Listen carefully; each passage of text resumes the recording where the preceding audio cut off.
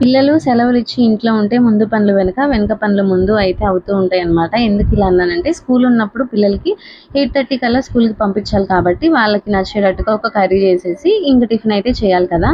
అదే స్కూల్ లేదనుకోండి ఇంక ముందైతే నేను నిద్ర లేచి పనులన్నీ అయిపోయిన తర్వాత ఫస్ట్ అయితే ఇంక నేను కుకింగే స్టార్ట్ చేసుకుంటాను. కర్రీస్ ప్రిపరేషన్స్ చేసుకోవడం. ఇంకా కర్రీస్ చేయడం అయిపోయిన తర్వాత అప్పుడైతే టిఫిన్ రెడీ చేస్తానన్నమాట. ఎందుకంటే కొంచెం పిల్లలైతే లేట్‌గానే లేస్తారు. నేను కూడా ముందే లేపను. ఎందుకంటే నైట్ వాళ్ళు మాతో పాటు 12, 12:30 దాకా మెలుకువతోనే ఉంటారులెండి. హాలిడేస్ అప్పుడు. విడిగా స్కూల్ ఉన్నప్పుడు అంటే ముందే వెళ్ళిపోవాలి కదా! అందుకనమాట.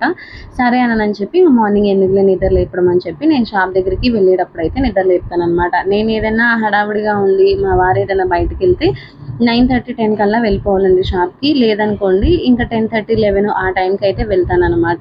ఇంక ఈరోజు కర్రీస్ వచ్చేటప్పటికి ఇంకా క్యారెట్ కర్రీ ఇంకేం చేశానంటే అరటికాయ పొడైతే చేశానండి. అది ఎలా చేస్తారేంటో మీకు కావాలి అంటే ఒక లాంగ్ వీడియో ఈరోజైతే అప్లోడ్ చేశాను. అందులోకెళ్ళి ఒకసారి చెక్‌ఔట్ చేసేయండి. ఓకేనా ఫ్రెండ్స్. ఇంక ఇలా టేబుల్ మీద అన్నీ సెట్ చేసేసేసాను.